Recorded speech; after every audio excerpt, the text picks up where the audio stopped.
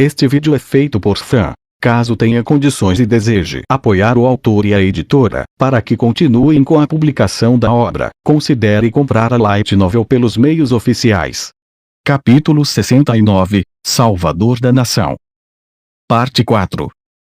Neia tinha ouvido em silêncio, mas isso era outra coisa. Ela havia sido convocada para a tenda de reunião e ficou surpresa com quão deprimido estavam os ânimos lá dentro. Uma mesa tinha sido especialmente movida para cá, e os nobres do sul que se sentavam em volta estavam pálidos. Não apenas eles, os comandantes do Exército de Libertação também estavam no mesmo estado. Foi uma reação natural. Ninguém poderia ter testemunhado o poder esmagador de Jaldabaoth e não ter ficado chocado não. Naquela vez, Neia não ficara tão chocada. No entanto, isso aconteceu porque o choque de perder a grande entidade conhecida como o Rei Feiticeiro foi ainda pior. Isso, além de tudo que ela havia testemunhado até então, poderia ter entorpecido seu coração. Por outro lado, os nobres do sul não tinham experimentado duras lutas até agora, então talvez seu alarme fosse apenas o esperado. Eles não tinham experimentado um inimigo que poderia matar homens um após o outro apenas andando, não deixando nada para trás, apenas corpos hediondos. Além disso, seu exército de quase 100.000 pessoas entrou em pânico por um único demônio e se dissolveu em derrota. O que é aquilo? Que droga é aquilo? Como vocês chamam aquilo, aquele monstro? A voz do conde da Mingues aumentou de forma constante. Em contraste, Casponde, que sabia do poder esmagador de Jaldabaoth, deu de ombros despreocupadamente. Aquilo é Jaldabaoth, em carne e osso. Já falei sobre ele antes, conde da Mingues. Eu nunca ouvi falar da capacidade de matar pessoas apenas caminhando. É esse o problema. Neia zombou de seu coração. De fato, é assim que é. Sua batalha com o Rei Feiticeiro, Sua Majestade, estava em uma cidade, então não podemos ver toda a extensão de seu poder.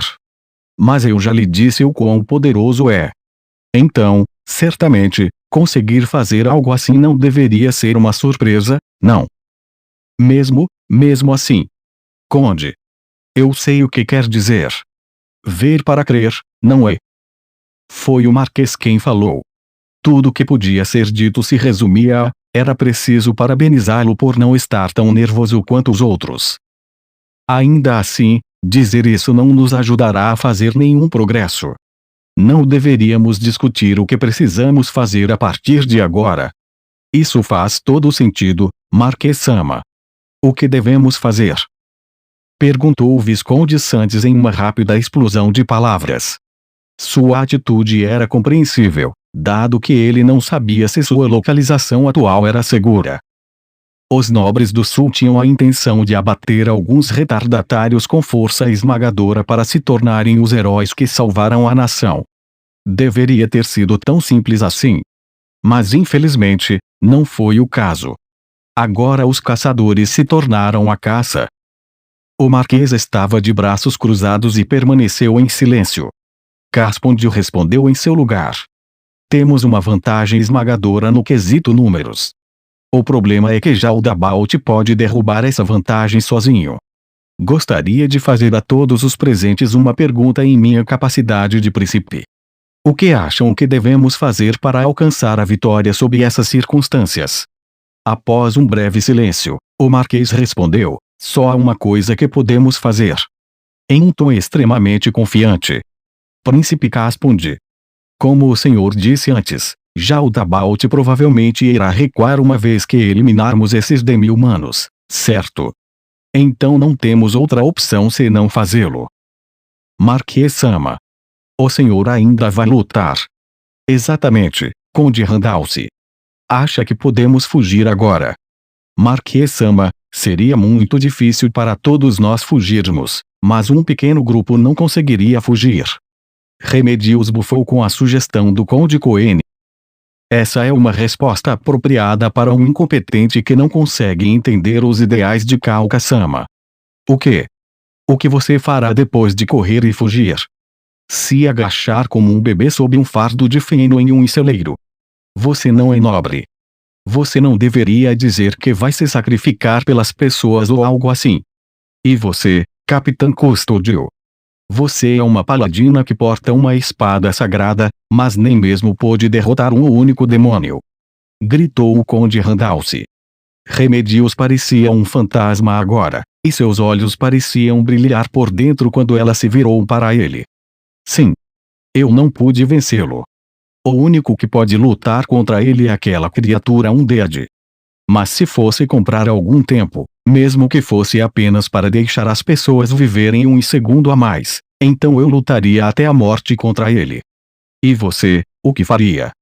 Quando uma guerreira que estava preparada para enfrentar a morte olhasse fixamente para um nobre que queria fugir da morte, o resultado seria uma conclusão precipitada. O Conde Randalce desviou o olhar e Remedios bufou ironicamente para ele. Meu príncipe. Meu desejo é ordenar que os paladinos lutem até a morte. O senhor ainda tem algo a dizer. Você está decidida e isso é muito importante, mas, bem, pode mesmo ir. Não se importaria em deixar o vice-capitão Montagnes conosco, não é? Não há problemas. Montagnes, o resto é com você. Com isso, Remedios saiu devagar da tenda. A última coisa que fez foi olhar para Shizu, que estava sentada ao lado de Neia. A todos, peço desculpas em nome da nossa capitã. Disse Gustave enquanto ele olhava para os nobres, que estavam falando, francamente. Antes de continuar. Ainda assim, essa opinião é compartilhada por todos nós. Nós, paladinos, estamos todos prontos para morrer como escudos para o povo. Esperamos que os senhores, sendo de nascimento nobre, sejam igualmente determinados. Afinal, não podemos lutar se não houver comandantes. Como é? Antes que Neia pudesse dizer quem havia exclamado de surpresa, o Marquês Budipo falou. Isso é o suficiente. Não estamos planejando como morrer gloriosamente, estamos planejando como vencer. Não é mesmo, meu príncipe? Exato, Marquês Dono. Não há muito tempo antes que Jaldabaoth assuma o controle total. Precisamos encontrar uma maneira de vencer antes disso. Não há como vencer, Oa. Você não viu o poder desse demônio? Gritou o Conde Graneiro enquanto se levantava e, se ele usasse magia, atacasse ou algo assim, ainda podemos pensar em um modo de detê-lo. Mas tudo o que ele está fazendo é andar. Ele pode transformar a área ao seu redor em um inferno escaldante apenas caminhando. Por falar nisso, Conde Graneiro, creio que saiba um pouco sobre magia, certo? Teria como.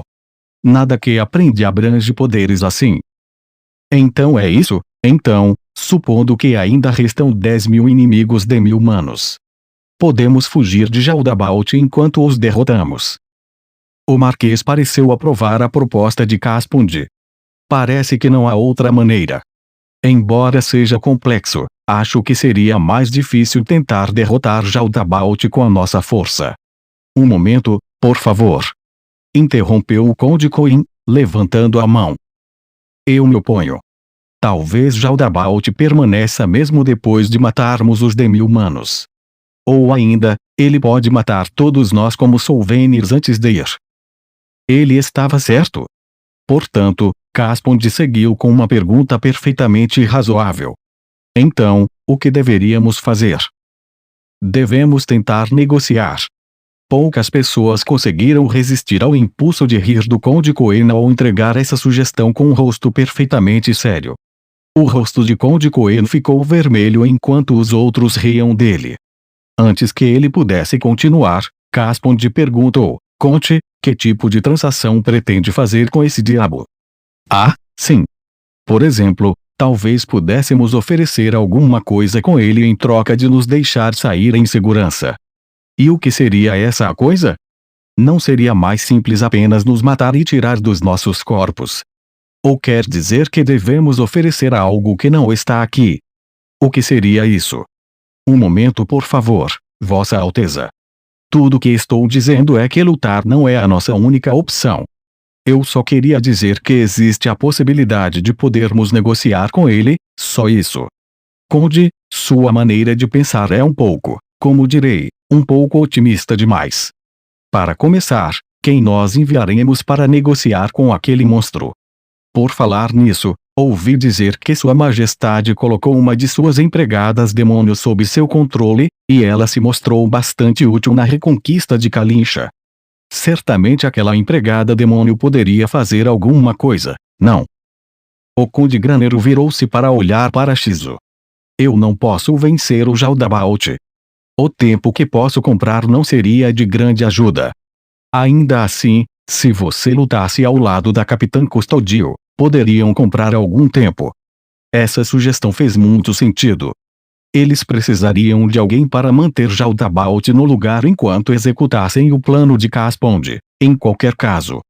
No entanto, isso seria essencialmente enviá-las para a morte. Shizu inclinou a cabeça para olhar para o teto e disse, muito problemático. E o que me diz disso? Assim, podemos aprofundar a relação entre o reino feiticeiro e o reino sacro. Isso é um sim. Será que eu interrompo isso? Neia pensou quando Shizu respondeu. Não. Posso saber o motivo. Sem motivo. Então não há motivo. Shizu assinou para Conde Domingues, que estava inerte em seu lugar. Jaldabaoth é realmente tão assustador. Deve ser o motivo. Ele é assustador e eu não quero fazer isso. O Conde Domingues estava sem palavras. Agora que ela havia dito isso, não havia como retrucá-la. Se Shizu dissesse, se você não tem medo, então vá ganhar tempo, seria seu fim. Se ela tivesse rejeitado a proposta com base em algum tipo de argumento, então tudo que ele precisaria fazer era separar esse argumento, mas como ela se recusou com base em seus sentimentos, superar isso seria muito difícil. Quando o silêncio retornou à tenda, um dos altos oficiais do Exército de Libertação, uma pessoa que comandava milhares de soldados e milicianos, disse lentamente, por que não fugimos antes que o Jaldabaoth assuma totalmente o comando? Eu não acho que podemos vencer um monstro assim. Nós costumávamos ter o rei feiticeiro no passado, mas ele não está mais aqui. Alguém sabe de alguém que possa derrotar Jaldabaoth? Até onde sei, não. Então se fugíssemos para o sul. Ao seu lado, outro comandante disse em voz baixa, não há garantia de que Jaldabaoth não vai nos perseguir para o sul, ou tem? Com um baque alto da mesa, o orador anterior berrou.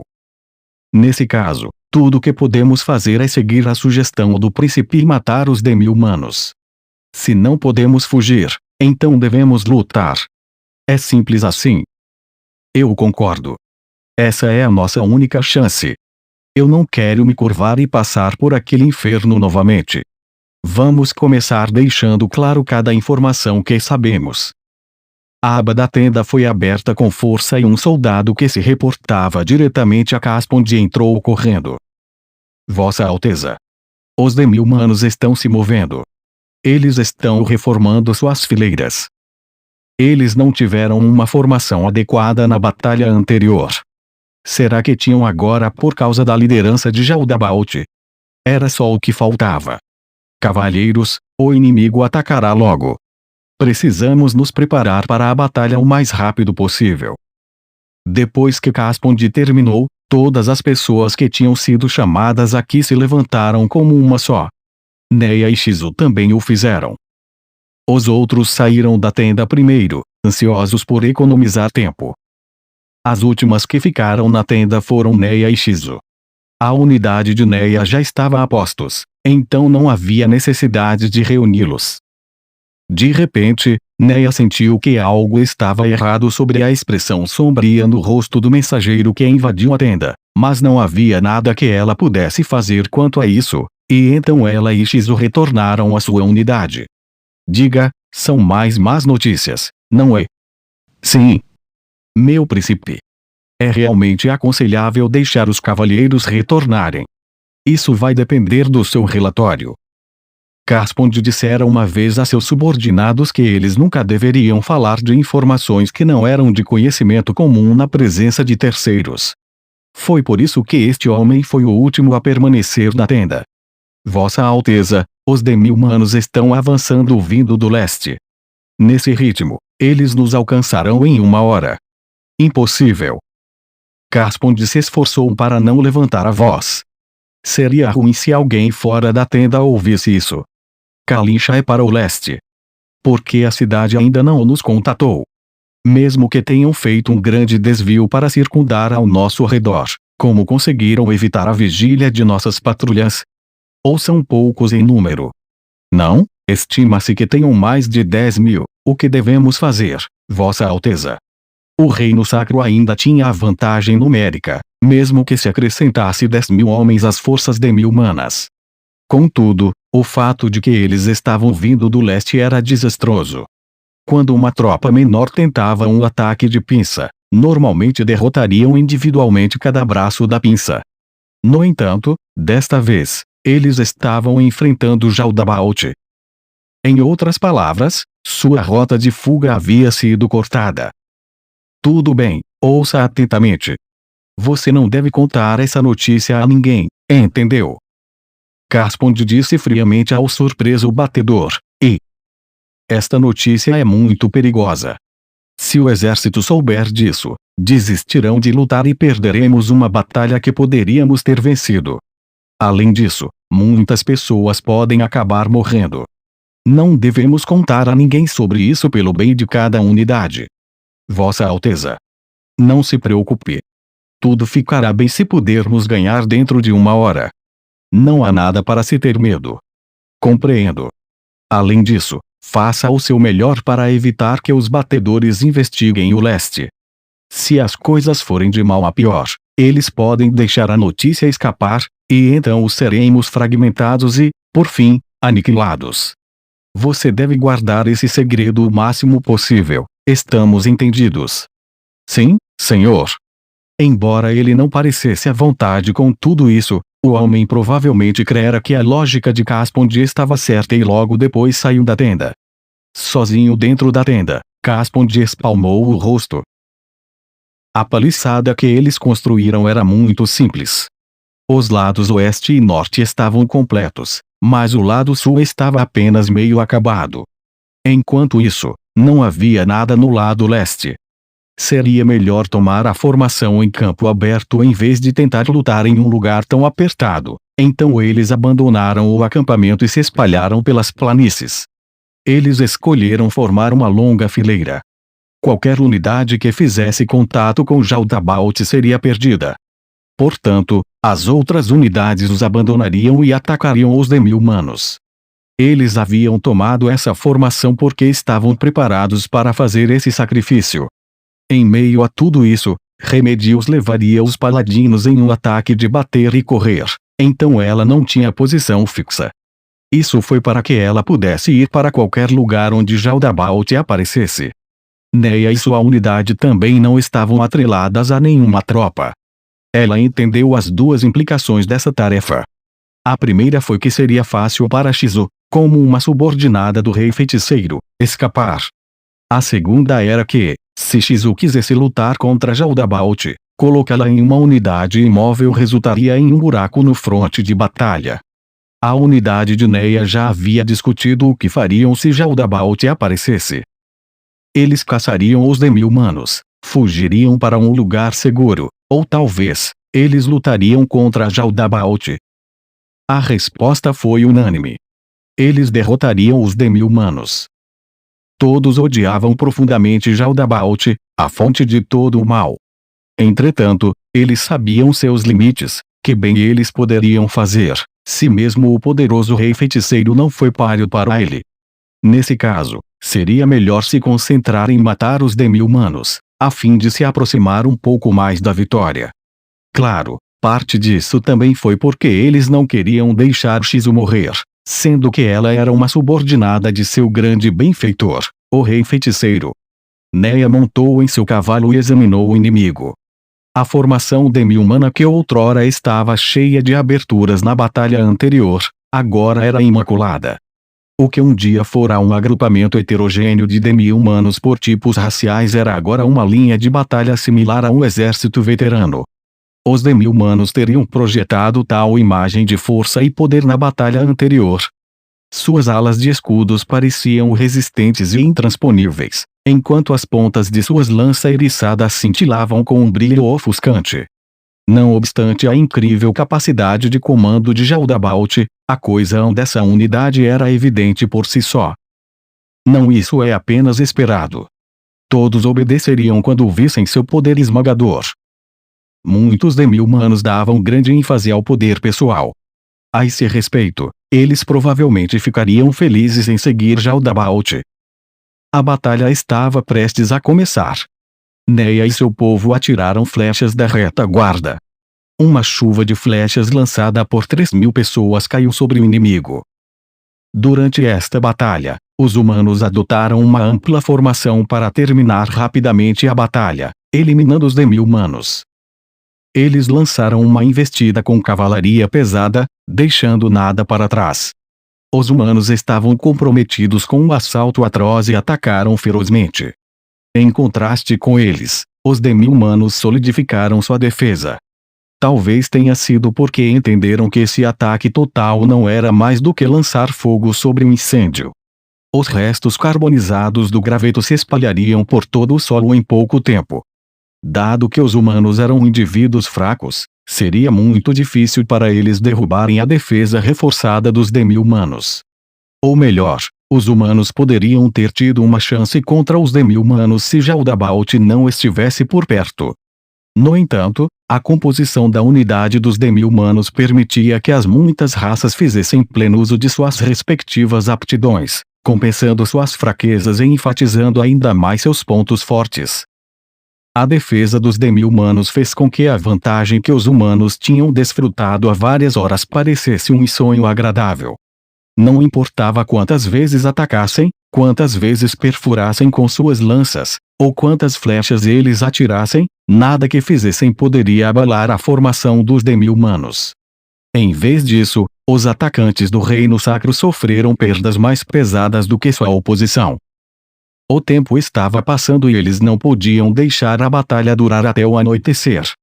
Em perspectiva, o moral e a resistência dos humanos provavelmente cederiam antes disso e, por sua vez, eles seriam esmagados. Além disso, Jaldabaoth apareceu no setor 2A.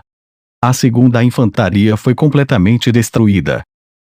Quarta infantaria levou mais de metade das baixas. O sextante de lanceiros sofreu mais de metade das baixas. Os mensageiros anunciaram em voz alta a situação no campo de batalha. Onde ele está dessa vez?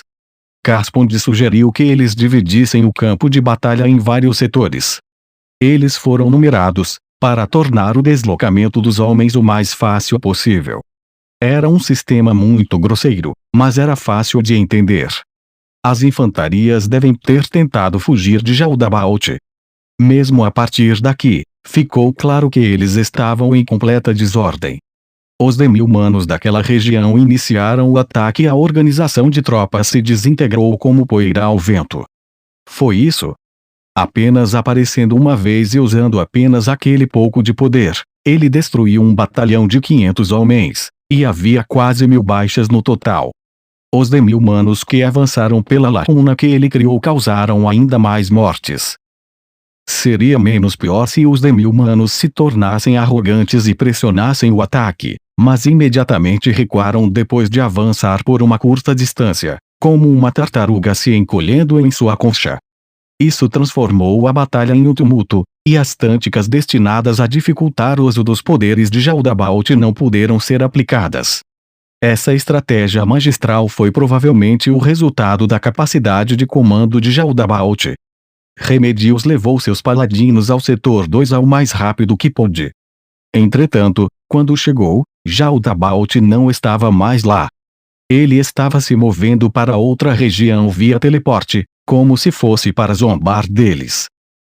Esta série de eventos se repetiu várias vezes desde então. A palavra ruim não era o bastante para descrever isso.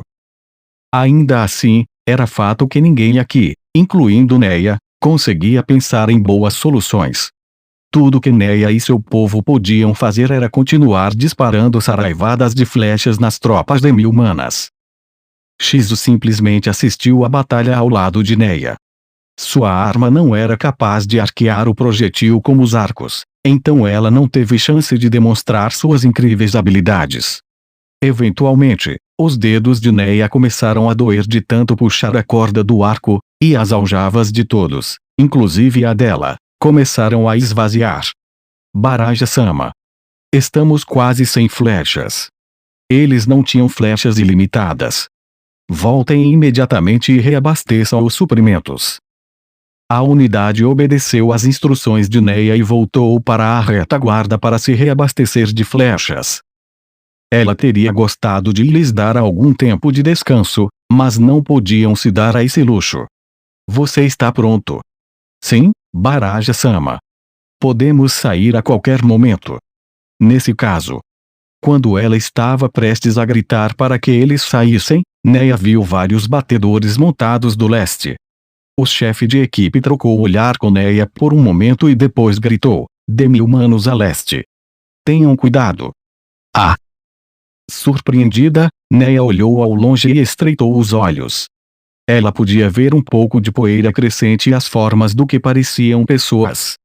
E ela precisaria checar suas velocidades de movimento para ter certeza, mas dada a sua distância, eles estariam aqui em breve. Que erro tudo isso tinha sido! Ficaram tão concentrados nos demi-humanos diante de seus olhos que haviam negligenciado a cautela de suas costas. Ela queria acreditar que isso era falso. Ela queria acreditar que Kalisha enviara reforços para ajudá-los. Entretanto, não foi o caso. Se fosse, então eles teriam enviado um cavalo veloz à frente para informá-los. As pernas de Neia pareciam poder entrar em colapso a qualquer instante. Esta notícia era muito sombria. O plano de Jaldabaoth era prendê-los com um ataque de pinça vindo de reforços inimigos. Ele não lutou, mas deixou os demi-humanos lutarem. Dessa forma, os humanos escolheriam o resistir, e lutar para cumprir as condições de vitória. O objetivo de Jaldabaoth era atrair todos os humanos para o campo de batalha e impedir que escapassem.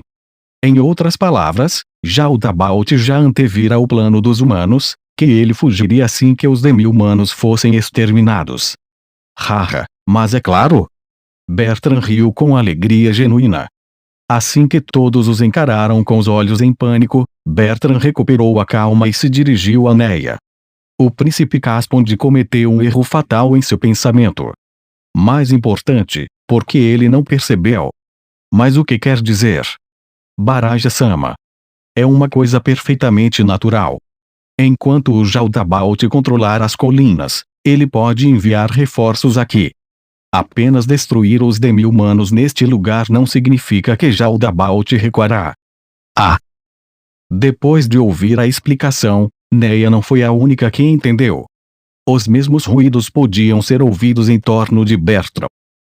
Depois de expulsar os demi-humanos daqui, ainda teremos que contra-invadir as colinas. A ideia do príncipe Caspond só se provará correta depois que nós exterminarmos todos os demi-humanos de lá também. De fato. Bertrand também forneceu uma resposta sobre o porquê não haviam pensado nisso. O príncipe Caspond e nós mesmos pensamos a mesma coisa, e ficamos cegos pela possibilidade da salvação e não consideramos o assunto em maior profundidade. Mas o lançamento de uma contra-invasão das colinas era praticamente impossível. Em outras palavras, não há como salvar o reino sacro. O silêncio tomou conta. O clamor do campo de batalha parecia muito distante. Não. Bertrand se obrigou a falar e finalizou: tem jeito. Qual seria? Jaldabaoth. Temos que derrotar o imperador demônio Jaldabaoth. Foi uma resposta lógica, mas não houve alegria. Era o problema mais insolúvel do mundo. Adotaram o plano de Caspond precisamente porque não podiam fazê-lo. Como eu pensava, deveríamos ter priorizado procurar Sua Majestade acima de tudo. Fomos nós que fizemos a escolha errada. Se ela não tivesse ido retomar Kalisha, mas ido para as colinas com Shizu, elas poderiam ter evitado isso. Ainda assim, teria sido muito difícil. Neia fez a melhor escolha que pôde com base no que poderia fazer. Ela tentara evitar a imprudência e escolher o caminho mais bem-sucedido.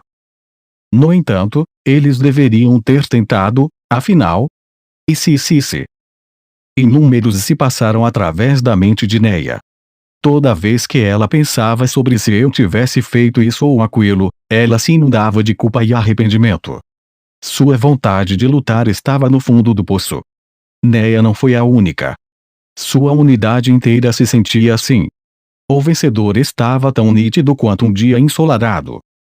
Ao perceberem isso, a premissa de sua vitória foi falha desde o início.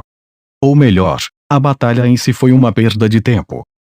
Tudo o que podiam fazer agora era pensar em como salvar o maior número possível de vidas e fugir para um lugar seguro. No entanto, essa não era a coisa certa a fazer. Fraqueza era um pecado. Era um pecado serem fracos ao ponto de não poder resgatar ninguém. Foi por isso que eles treinaram tanto até hoje. Ela não podia permitir que isso acabasse com ela mesma, uma pecadora amor. Se isso acontecesse, ela não seria capaz de encarar a figura da absoluta justiça, Sua Majestade Ainzogou. Neia havia preparado sua alma para o que estava por vir. Ela inconscientemente mencionou o que estava em seu coração. É o fim.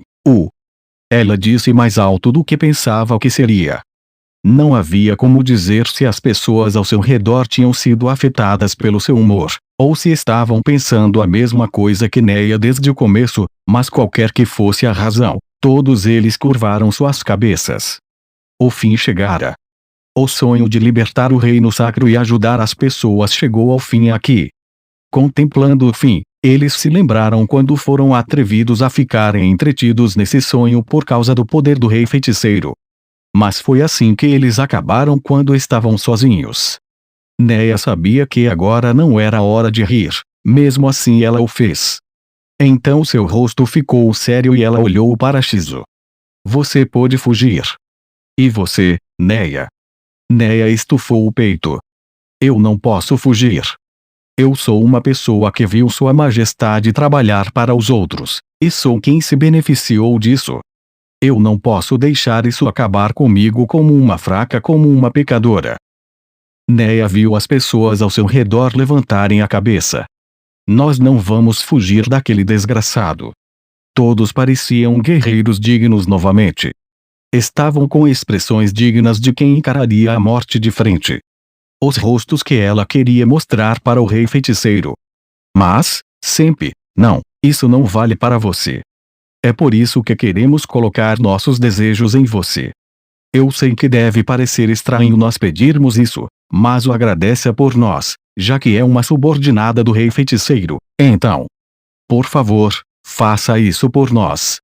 Por favor, encontre Sua Majestade, Shizu. Você pode comandar aqueles de nós que ainda estão em Kalincha como achar melhor. É isso? Entendido. Neia deu um suspiro de alívio depois que ouviu Shizu concordar. No entanto, essa expressão imediatamente se tornou uma surpresa. Não há necessidade de eu ir. O quê? Como assim? Veja. Shizu apontou para os objetos que se aproximavam, os reforços demi-humanos vindos da direção de Kalincha. Eles eram compostos de muitas raças diferentes, até orcs e zerrins. Neia olhou para as bandeiras que os reforços demi-humanos estavam segurando em fileiras ordenadas. Aquilo era ela. Neia ficou tão chocada que exclamou. Ela duvidou do que seus olhos tinham visto e olhou novamente várias vezes, mas o que viu permaneceu o mesmo. Viu? Não há necessidade. Neia conhecia muito bem aquela bandeira. Era a bandeira do reino feiticeiro. Os gritos chocados de seus camaradas provaram que o que Neia tinha visto não era ilusão. Aquilo não é a bandeira do reino feiticeiro. A senhora nos falou sobre isso antes, não foi, Baraja-sama? Será que são reforços do reino feiticeiro? Baraja-sama, lembro-me que disse alguma coisa sobre demi-humanos no reino feiticeiro. Eles estavam no meio de uma guerra agora. Neste exato momento, inúmeras pessoas estavam se matando e Jaldabaoth estava matando pessoas também. No entanto, Neia esqueceu tudo isso enquanto tentava desesperadamente entender o que estava acontecendo. O que aconteceu a seguir pegou a todos de surpresa. O exército demi-humano se dividiu em dois, como se tivessem praticado a manobra inúmeras vezes. Eles abriram caminho no centro para um único ser um dia de avançar. Era um mágico casteiro em um manto negro, montado em um cavalo de guerra esquelético. Essa era a forma do herói que Neia adorava, que ela via mesmo em seus sonhos. É Sua Majestade? Não creio. Neia não tinha certeza se estava assistindo a um sonho ou testemunhando a realidade. No entanto, o ser que ela viu era imutável e ele não poderia ser um sonho. Dentro de seu ser, suas emoções deflagraram em um instante, a tal ponto que ela nem conseguia descrever como se sentia. Suas lágrimas quentes borraram seu campo de visão. Ela não conseguia nem pensar em limpá-las. Shizu acenou para o rei feiticeiro. Ele parecia ter notado isso e conduziu o cavalo para ela. O rei feiticeiro se aproximou. O que ela deveria dizer a ele? Deveria se desculpar por não procurar por ele. Ela seria perdoada se fizesse isso? Enquanto Neia estava procurando as palavras certas para dizer, o rei feiticeiro já havia chegado a ela e desmontado agilmente de seu corcel. Que coincidência nos encontrarmos aqui, senhorita Baraja. Você achou que eu estava morto? Vossa Majestade. Neia não pôde conter o fluxo de suas lágrimas. Eu duvidei disso o tempo todo, porque a Shizu-senpai me contou. Eu pensei que o senhor estaria bem, mas, de fato era verdade. Entendo. Isso me agrada. Senpai. Parece que o rei feiticeiro também ficou encantado com essa reunião, porque ele parecia estar sem palavras.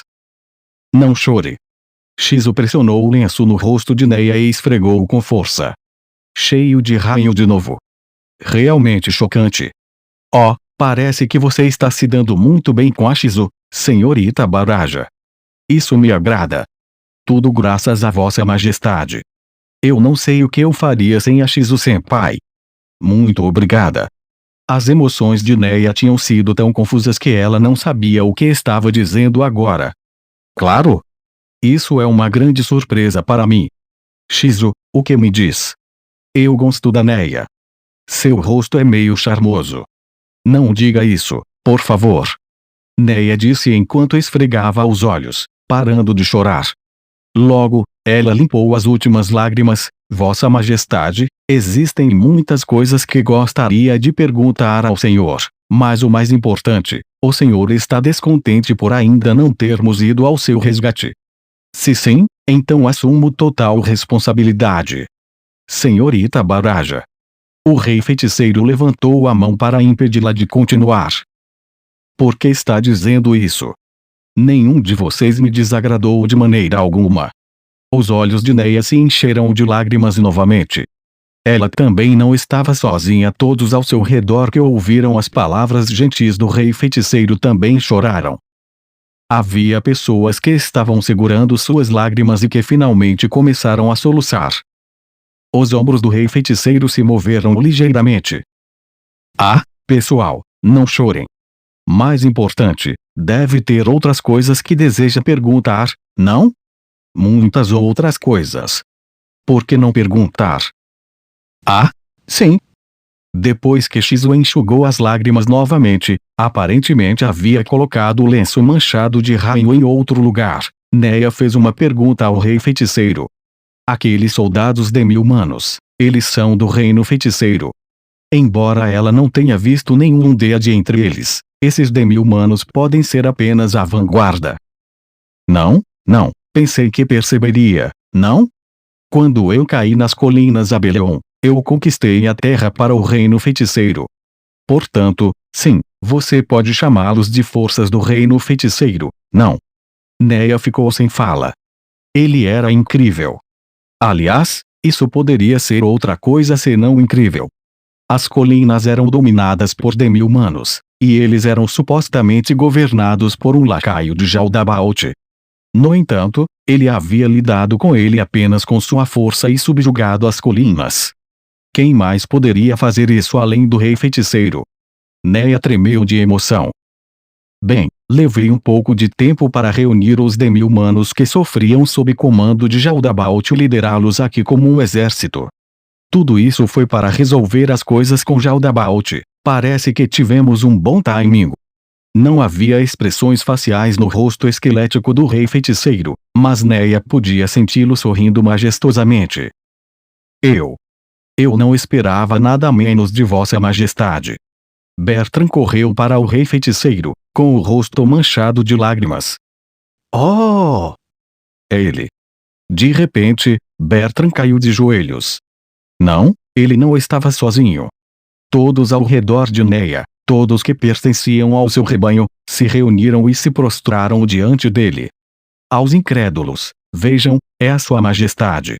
Simplesmente magnífico, Vossa Majestade. Até mesmo o rei feiticeiro foi surpreendido pelo coro de elogios.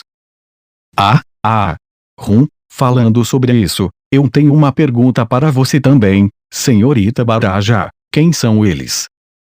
Eles são pessoas que são gratas pela bondade de Vossa Majestade e que desejam pagar esse débito. Exatamente. Nós fomos resgatados por Vossa Majestade. Sim. Nós somos as pessoas que desejam pagar de alguma forma a dívida que devemos a Vossa Majestade. Assim, quando Baraja-sama nos chamou, nós respondemos. Como para apoiá-los, Neia orgulhosamente declarou, nós não somos os únicos. Há muito mais pessoas que querem retribuir a gentileza que Vossa Majestade nos mostrou. Oh, isso me deixa muito feliz, todos se sentem assim. Sim. Precisamente. Todos são gratos ao Senhor. Entendi. Obrigado a todos.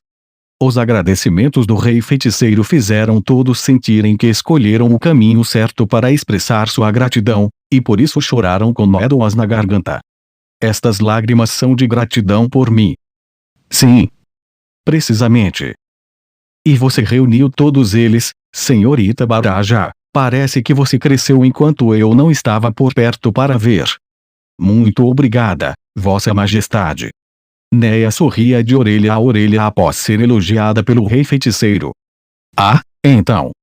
Senhorita Baraja, por favor, faça-os levantar. Eu vim aqui para compensar minha derrota anterior, e Jaldabaoth fez algo. Sim. Jaldabaoth. Chamas irromperam, como se estivessem esperando por esse momento.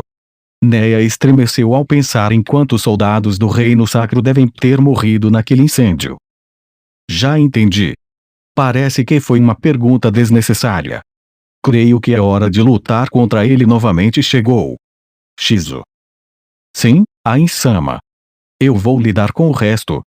Quanto a você, proteja as pessoas aqui. Não se esqueça de prepará-los para o meu retorno vitorioso, certo? Felicitações de O retumbaram da multidão. Ouçam-me. Eu calculei mal na batalha anterior. Eu estava em desvantagem e com pouca mana. Mas agora, a situação é diferente. Jaldabaoth não pode convocar muitos demônios de novo em pouco tempo. Além disso, estou totalmente recuperado agora. Não há nada que me dê desvantagem. Tudo o que precisam fazer é esperar aqui, pois eu voltarei triunfante.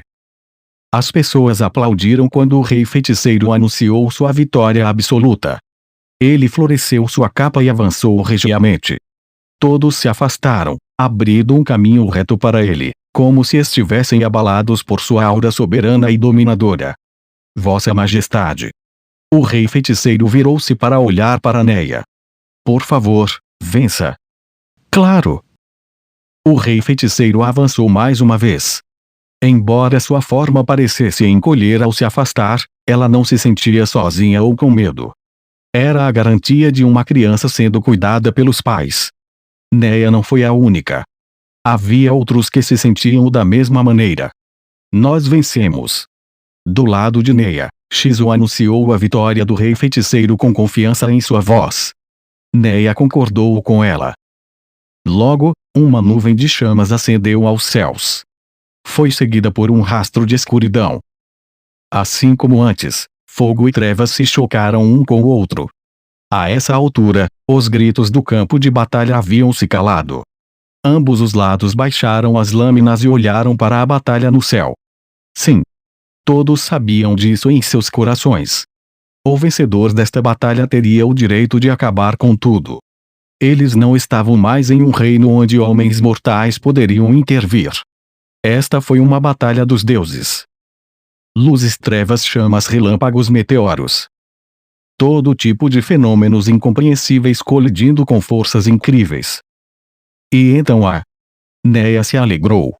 Isso porque os olhos aguçados de Neia viram o fogo desvanecer e as trevas descerem lentamente. Esta batalha foi surpreendentemente rápida em comparação com a anterior. Era como se para provar que, com sua mana restaurada e sem as empregadas demônio para entrar em seu caminho, o rei feiticeiro poderia triunfar tão facilmente. Shizu-senpai. É como eu lhe disse, Kouai. Shizu parecia agir como se isso fosse perfeitamente natural, e Neia agarrou a mão dela e apertou-a vigorosamente.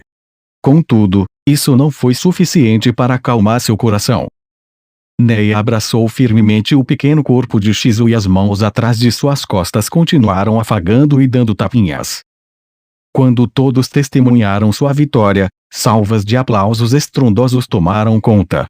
O rei feiticeiro desceu lentamente e pousou na terra. Depois disso, o rei feiticeiro ergueu ambos os braços, fazendo-os ovacionar mais intensamente do que antes.